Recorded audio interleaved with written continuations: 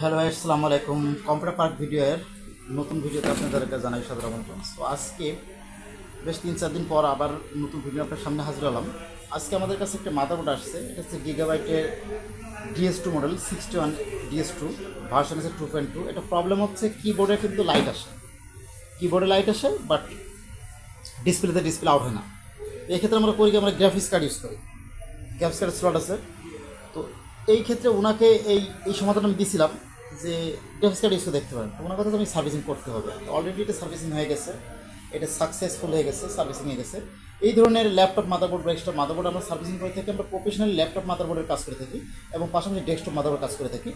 যারা ব্র্যান্ড পিসির কাজ করতে চান অথবা ল্যাপটপ ডেস্কটপ সার্ভিসিং করতে চান এবং কুরিয়ারে পাঠিয়ে কাজ করতে চান, তবে করতে পারেন। যারা দোকানদার ভাইরা আছেন, তারা আমাদের সাথে যোগাযোগ করতে পারেন।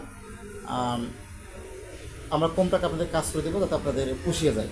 আমাদের ঠিকানা আছে ঝিনাইদহ পৌরসভা গেটের অপোজিটে সমবায় মার্কেটের মাঝামাঝি আর কি।